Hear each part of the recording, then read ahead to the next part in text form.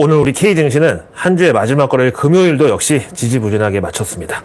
사실 코스피와 코스닥에 금쪽이가 한 명씩 있잖아요. 바로 코스피에는 삼성전자, 코스닥에는 HLB가 이 금쪽인데 얘네들이 또 진상을 부리면서 실망스러운 하루가 이어졌고, 사실 새벽에 미국 증시도 반등했겠다, 결국 우리가 미강한 강으로 이번 주 유종의 미를 거두려나 하는 기대가 있었지만 또 꺾여버렸습니다.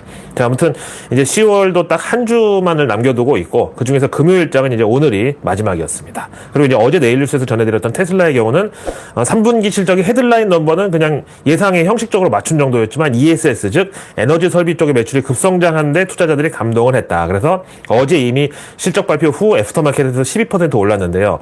중요한 거는 본장에서 그동안 그 쌓여있던 공매도 물량이 한 방에 떨려나가면서 주가가 22% 급등, 완전 폭등 대상승세가 나와버렸습니다.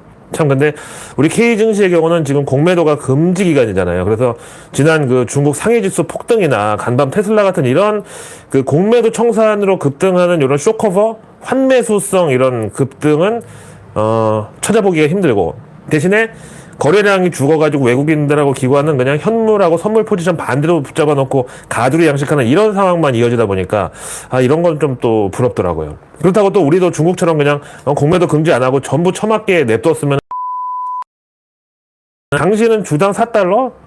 이게 주식 분할하기 전인지 몰라도 하여튼 우리 돈으로 6,000원도 안 되는 가격이었는데 지금은 한 30만 원 정도 하는데, 한 주당. 어쨌든 그래서 결론은 너무너무 부러웠다. 자, 그 다음 이제 간밤 뉴욕 증시에서는 엔비디아나 TSMC 같은 반도체 대장주들은 하루 더 쉬어갔던 가운데서 앨범화를 비롯한 전기차, 특히 배터리 광물 관련주들은 강세를 나타냈는데요. 이거는 뭐 3분기 실적 뻔하죠. 또 망할 거 다들 알고 있는데, 중요한 거는 바이든이 진짜 임기 막판까지 전기차에 대한 애정이 식지 않았다는 이런 의지를 보여준 겁니다. 여기 보시면은, 근데 이제 리튬 채굴권 허가에 왜 꽃 화분이 있냐? 이거는 원래 환경단체에서 그 네바다 광산 주변에 멸종 위기의 야생화들이 있는데, 만약에 리튬 채굴 허가를 정부에서 내줄 경우 이게 멸종될 수 있다는 그런 시위가 있었던 거를 이제 그림으로 나타낸 거고, 어쨌든 그래서 간밤에 바이든 정부가 미국 내에 리튬 채굴 현장의 허가를 밀어붙였다. 그래서 마침내 허가가 떨어졌다. 이게 바이든 정부에서 최초의 리튬 채굴 허가다. 이 내용입니다. 그래서 이제 그저께 내일 뉴스에서 그 빌 클린턴 전 대통령의 고향인 아칸소주에서 전 세계 리튬 수요를 다 대고도 남을 엄청난 리튬 매장량이 확인됐다고 전해드렸는데, 그로부터 정말 1박 2일 만에 바이든 정부가 이렇게 미국 땅 네바다주에 추진 중인 미국 내 리튬 채굴로 최초인 여기 연방 허가를 발급했다는 소식입니다. 이 네바다주의 리튬 채굴 기업은 아이오니아라는 기업인데, 여기서만 향후 전기차 37만 대에 들어가는 배터리용 리튬을 20년 이상 공급 가능한 규모라고 합니다. 여기서 나는 리튬은 우선적으로 포드랑 토요타에 공급될 예정으로 이미 공급망도 형성돼 있다고 하고요. 근데 이제 미국의 경우 전기차 비중이 전체 길에 돌아다니는 자동차 숫자 대비 1%에 불과하다. 그렇지만 대수로는 280만 대 정도거든요. 그러니까 이제 이번 네바다주의 리튬 채굴 허가를 발급한 거를 시작으로 앞으로 이제 배터리 광물도 미국 내 국산화, 이게 본격적으로 시작된 거라고 봐야죠. 이것 때문에 오늘 우리 현대차는 떨어졌고, K2차 전지주들은 기술적 반등 외에는 또 힘이 없었죠. 여기에 대해서 한 미국 정부 관계자는 클린 에너지 전환을 계속 프로그레스, 즉 진전시키면서 미래의 경제에 동력을 제공한다. 그러면서도 중국 배터리 광물에 대해서는 본격적으로 의존도를 줄이는 첫 행정 조치라는 의미를 또 부여했습니다. 이 말인즉슨 리튬 채굴이 이제 환경 오염이나 여러 문제가 있는 건 알지만, 그 리튬을 정작 해가지고 중국으로 다시 보내서 재련을 한 다음에 다시 미국으로 들여와야 되는 이런 과정을 이제 피하기 위해서 미국 내에서 안전하고 깨끗하게 리튬을 처리할 수 있는 화학시설을 포함하고 있다. 이런 데 이제 의미가 있다는 거죠. 그래서 저는 사실 이번 네바다주 리튬 채굴 허가가 나름 의미가 크다고 보는 게, 그 트럼프가 전기차를 공격하는 이유 중에 하나로 꼽은 게, 미국에서 전기차만 늘어나면 날수록 왕서방만 배불린다고. 그러니까 결국 전기차 전환에 따른 해자는 전부 중국에 돌아간다고, 이런 주장이죠. 그래서 IRA도 사실은 취지는 말 그대로 인플레이션 리덕션 액트, 그러니까 물가 억제인 건데, 실제로는 미국의 국부를 결국 전기차 배터리 소재에 다 만드는 중국에 뜯기는 거라는 이런 소리였는데, 근데 여기서 만약에 배터리 광물하고 배터리 생산마저 전부 미국 내에서 이루어진다고 하면은 트럼프도 전기차를 반대할 명분이 확실히 약화되는 거죠. 대신 그럼 어디가 곡소리가 나냐? 당연히 중국 광물 소재로 한국에서 2차 전지 양극재 같은 거 만들어서 이 배터리를 미국에 수출하는 그런 기업들이죠. 이런데 뭐 중국 거린메이랑 협업을 하면서 이걸로 난국을 타개해보겠다고? 거기에 화답해서 그날 주가가 올랐어? 그러니 자, 그 다음에 이제 우리는 완연한 가을 날씨 속에서 평화로운 주말을 맞이하게 되는데, 반면에 미국은 이제 대통령 선거가 2주 앞으로 다가오면서 마지막 남은 두 번의 주말 가운데 한 번인 이번 금토일이 상당히 뜨거워질 것으로 기대가 됩니다. 이 와중에 트럼프 당선 확률은 어제 잠시 주춤했다가 오늘 다시 급반등이 나오면서 64대 36으로 지금 해리스를 압도하고 있는 상황이고요. 이제 현재 추세로 보면은 지난 7월 그 TV 토론 직후 트럼프 대세론이 장악했을 그 전고점을 향해 가고 있습니다. 반면에 경합주 여론조사에서는 이제 해리스가 뭐 꾸준하게 버티고는 있지만 최근 들어서 당선 확률이 완전히 이제 역전을 당해버린. 근데 이 해리스 캠프에서는 간밤에 또 하나의 악재가 터졌습니다. 먼저 이제 이거는 그 미국 민주당에 있어서 연예인 영향력 1위는 당연히 오프라 윈프리. 그 다음에 이제 가수 중에서는 MZ 세대 쪽은 거의 치어리더 역할을 하는 게 테일러 스위프트. 그리고 이제 장년층, 특히 이제 민주당의 가장 강력한 지지 세력인 흑인들한테 영향력이 높은 가수는 또 바로 제닛 잭슨이거든요. 마이클 잭슨 형님의 여동생이기도 하고, 뭐 본인도 가수로 활동했었는데, 저는 예전에 그 Together Again 그 노래 진짜 좋아하거든요. 하여튼 근데 최근에는 한 번씩 그 깨어있는 발언 같은 거를 하는, 그래서 이제 흑인 사회에서 이제 어느 정도 그 발언권이 영향력이 있는 인물이기도 한데, 근데 지난 7월에 그 바이든이 처음 이 카말라 해리스를 차기 대선 후보로 지명했을 때 이 제닛 잭슨이 인터뷰에서 카말라 해리스는 흑인 혈통이 아니라고 나는 그렇게 들었다. 이렇게 이제 작심 발언을 했어요. 그래서 이제 당시에 안 그래도 민주당 내부에서 바이든 때문에 막 곤란한 상황이다 보니까 이 제닛 잭슨은 왜 내부 총질하냐고 그래서 이제 민주당원들한테 막 다구를 당했어요. 그래서 결국 이 제닛 잭슨이 이제 해리스한테 사과를 하고 이제 마무리가 됐어요. 근데 나는 그렇게 들었다. 대신에 그 소스를 직접 검증을 못했다 뿐이지 뭐 그렇다고 내가 가짜 뉴스를 전한 건 아니다. 뭐 그렇지만 결과적으로는 이걸 검증을 못한 정보를 얘기했다는 건 내가 미안하다.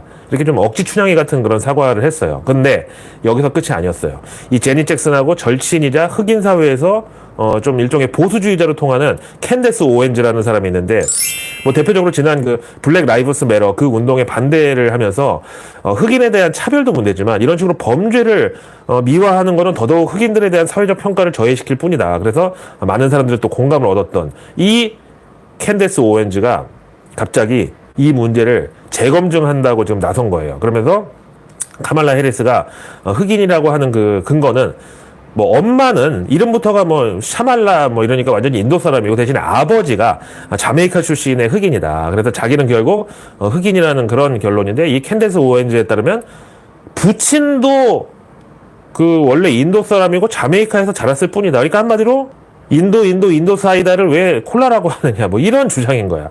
그래서 이제 해리스의 자서전을 완전히 도마 위에 놓고 회를 쳐버리는데 사실 이 자서전이 뭐 해리스의 입장에서는 일종의 뭐 흑인 검증 영장 뭐 이런 개념으로 본인이 이제 미국에서 흑인 여성으로 자라온 그 역사나 그 과정에서 느꼈던 여러 가지 뭐 점들을 사진과 함께 쭉 기록해 놓은 그런 용도거든요. 그런데 이제 가장 중요한 게 해리스의 흑인 혈통에 대해서는 이제 자기는 흑인 아빠 인도계 엄마 사이에서 나왔으니까 어쨌든 하프라도 흑인은 흑인이다 이런 주장인데 그래서 결정적인 사진으로 할머니하고 찍은 사진 공개했어요. 그 자서전에다가. 그래서 이제 여기 보시는 이 흑인 할머니가 그 낳은 우리 아빠도 흑인이다. 뭐 이런 증거를 내미는 건데 문제는 이 할머니가 해리스 친할머니가 아니라는 주장이 지금 나왔습니다. 이제 뭐 해리스가 부통령 시절에는 뭐 그래도 뭐 크게 뭐 알려지질 않았고 뭐 그 공식적인 자리가 뭐 아니었으니까. 아니 왜냐면 국민 투표로 대통령만 뽑는 거고 그냥 러닝메이트로 부통령을 따라가는 거니까 어쨌든 선출직은 아니었잖아요. 그래서 그때는 좀 그러다가 이제 미국 대선 후보까지 이렇게 올라가니까 여기저기서 증언과 증인들이 막 나오기 시작을 하는데 이 사진에 있는 해리스의 친할머니로 나온 이 사람에 대해서 나 저 사람을 안다라고 하는 인물이 자메이카에서 나타났어요. 그래가지고 이 오웬즈가 막 그 화상 연결도 막 하고 이러는데, 그래서 이 사진에 있는 사람은 해리스 친할머니가 아니라고, 그냥 자기 지인이라고 그러면서 심지어 해리스 친할머니는 백인이었다고 밝힌 거예요.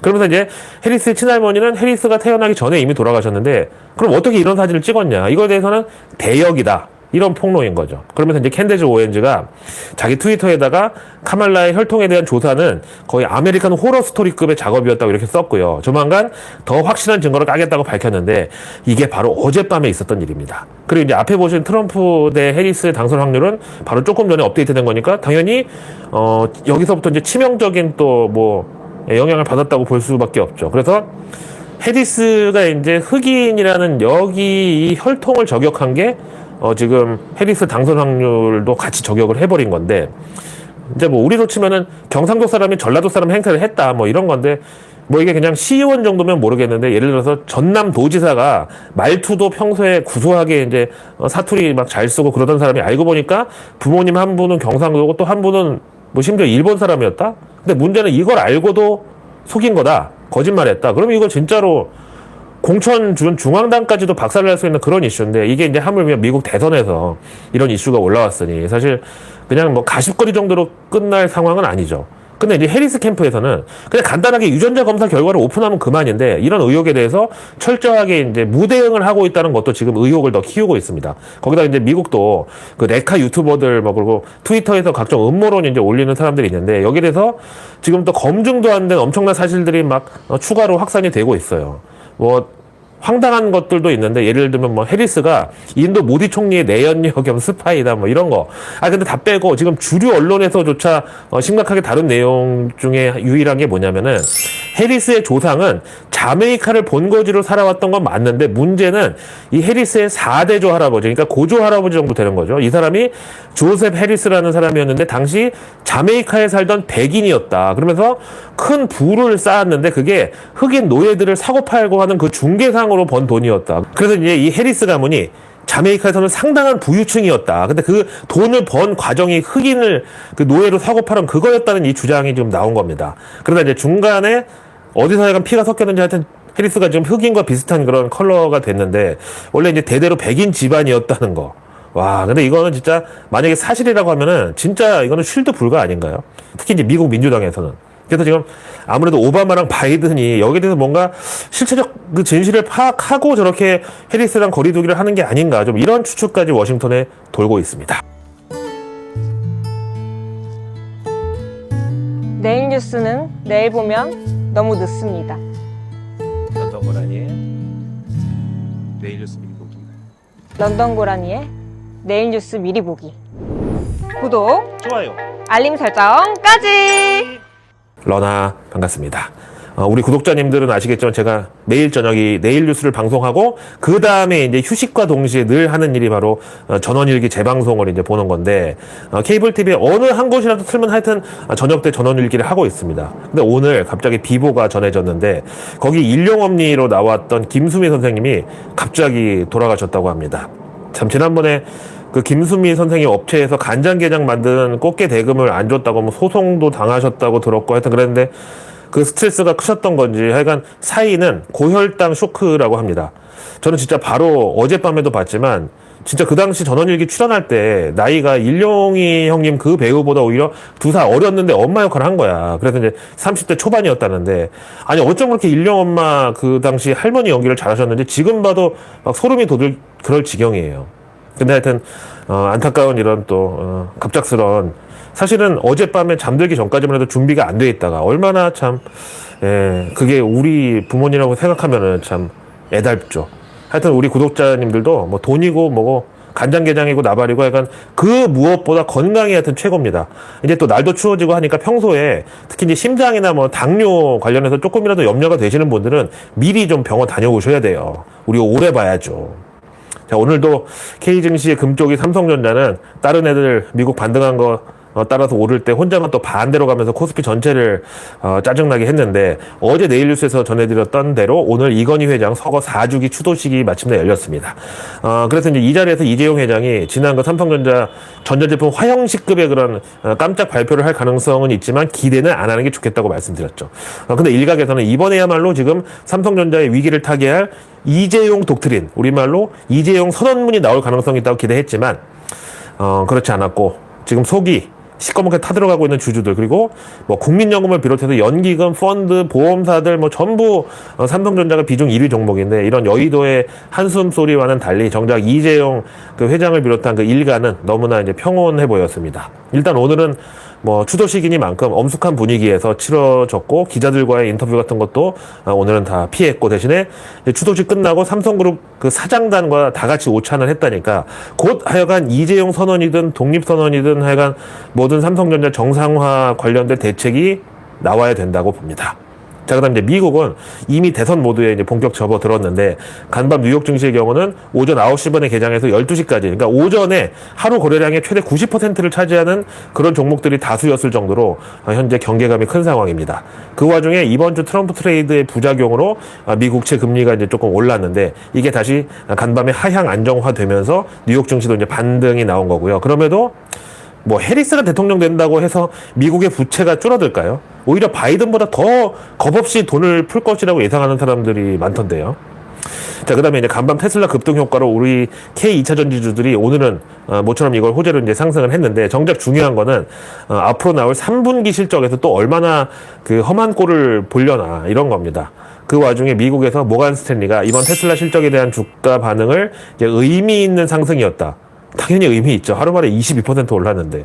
그렇게 규정하고, 그 다음에 이제 테슬라가 전기차 판매에 있어서는 드디어 바닥을 찍었을 가능성이 있다. 그래서 투자 의견 비중 확대의 목표가로 $310를 콜했습니다. 반면에, 앞에 이제 해리스 가문도 얘기했지만, 원래는 모간 스탠리하고 한 집안 사람이었던 JP 모간의 경우는, 거꾸로 이 테슬라 목표가를 $135, 그러니까 지금의 거의 반 토막으로 후려치면서 이번 3분기 실적에서 테슬라의 그 주특기, 그러니까 장사 좀 안 될 때는 탄소 배출권 판매 수익 이런 걸로 이제 덮어버리는, 이게 또 나왔는데 4분기 실적에는 이게 지속 가능하지 않을 것이다. 그래서 4분기에는 진짜 테슬라가 자동차를 많이 팔아서 매출을 올려야 되는데, 당장 이게 쉽게 보이지가 않아가지고 결국 10월에 인도 대수나 이런 거 나오면서 주가는 다시 급락할 가능성이 있다고 경고를 했습니다.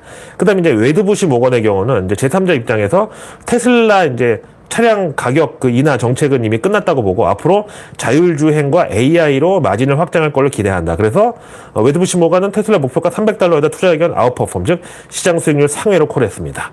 근데 참 이런 극단적인 주가 전망은 우리 K증시도 예외가 아닌 게, 앞에 보신 모간 스탠리가 그 이번 SK 하이닉스의 사상 최고치 실적을 보고 이제 자기들도 뜨끔해가지고 우리가 뭐 단기적으로는 틀렸다는 걸 인정을 했어요. 그러면서 목표가를 기존 12만 원에서 13만 원으로 겨우 10,000원 올렸고요. 투자 의견은 지난번과 같은 언저웨이, 즉 비중 축소로 또 후려쳤습니다. 그러면서 SK 하이닉스 3분기 실적에서 AI 사업 분야의 강세가 다른데 부진했던 걸 덮어버렸는데, 우리는 SK 하이닉스에 대한 전망이 단기적으로 틀렸다는 점은 인정하지만 메모리 사이클의 정점 의견에 대해서는 좀 신중할 필요가 있다고 본다. 그러면서 SK 하이닉스 이번 실적에서 낸드 매출이 전분기 대비 15% 하락했는데, 이거는 당초 예상 5% 하락에 비해서 3배나 컸다. 이 점을 들었습니다.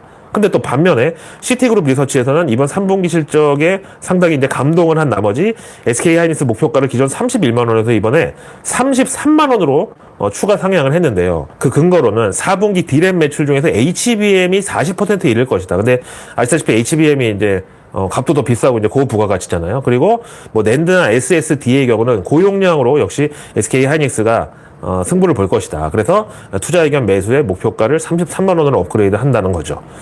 과연 시티랑 모간 스탠리 중 어디가 결국 승리할까요? 아니, 지금 현재 주가가 20만 원인데 하나는 목표가 13만 원이고 하나는 33만 원이면 이건 거의 진짜 뭐 도박하자는 거 아닌가요? 그래서 내일 뉴스는 내일 보면 너무너무 늦습니다. 구독과 알림 설정, 그리고 주변의 소중한 분들께 내일 뉴스 미리 보기를 공유해 주세요. 그럼 제가 아직 나오지 않은 오늘 뉴스도 아닌 내일의 뉴스를 매일 저녁 여러분들 안방으로 직접 배달 갑니다. 자, 이제 우리가 주말 들어가면서 항상 또 그놈의 이스라엘에서 주말만 되면 하여간 또 사고를 치니까 이게 또 걱정인데, 이번 주는 하여간 그래도 이제 좀 조용하게 지나가는 것 같은데, 주말엔 또 모르죠. 이스라엘 네타냐후도 지금 미국 대선 특수를 포기할 수가 없을 거기에 중동 사태가 그냥 이렇게 질서정연하게 차분하게 마무리될 리는 없다고 봅니다. 우선 일요일 날 휴전 협상이 또 잡혔는데, 미국과 카타르가 이제 다시 중재에 나서고 이스라엘 네타냐후 측에서는 휴전을 위한 다양한 옵션을 논의할 계획이라고 일단 밝혔습니다. 그 와중에 이스라엘 군 그 참모총장은 이름이 하렙이에요. 이거 뭐 네 하레비가 봐도 이 무슬림은 우리가 용서 못한다 뭐 그래서 하레비인지 하여튼 그 최근 헤즈볼라 지도부를 비롯해서 지휘 체계를 우리가 완전히 붕괴시켰다고 자화자찬하면서 이제 작전 종료가 임박했다고 볼 수 있다 이렇게 말했는데 이 소식을 이제 네타냐후는 못마땅하게 생각하지 않을까. 하여튼 국제 유가만 봐서는 이스라엘과 이란이 그 전면전으로 붙을 경우 이란의 원유 생산 시설이 가장 먼저 폭격을 맞을 것이다. 위태롭다. 이런 이제 경계감으로 국제 유가가 급등했던 게 이제 비로소 모두 소진되면서 다시 유가도 그 이전으로 돌아간 상황이고요. 한 달 만에 그냥 정상화가 됐어요. 근데 현재 이스라엘 네타냐후랑 관계가 가장 안 좋은 그 프랑스의 마크롱은 여기서 레바논군 지원을 위해서 10억 달러 모금을 해서 전달 예정이라고 발표했고, 반면에 또 러시아 푸틴 대통령은 중동 사태가 전면전으로 확대되기 직전이라고 자기는 판단한다. 하여튼 이렇게 또 극과 극의 어떤 정상은 또 뭔가 통하는 건지, 왜 또 푸틴이 네타냐후에 이로운 발언을 했는지 참 알다가도 모를 일이죠. 자, 이번 한 주도 정말 고생 많으셨고요. 저는 내일의 내일 뉴스를 두고 다시 찾아뵐 텐데, 주말에는 늘 말씀드리지만 눈도 마음도 머리도 좀 편안하게 쉬셨으면 좋겠습니다. 대신에 제가 이 매의 눈보다 무서운 고라니의 그 매서운 눈으로 째려보고 있다가 혹시라도 뭐 중동이든 어디든 간에 혹은 또 그 이제 해리스가 몰래 숨어서 카레를 먹다가 걸렸다 뭐 이런 게 또 뭐 터지거나 하여튼 어떤 거든 간에 제가 지켜보고 있다가 이거 중요하다면 바로 영상 켜고 돌아올 테니까요. 저만 믿고 푹 쉬시면 되겠습니다. I'm your analyst. 런던 고라니 김희욱입니다.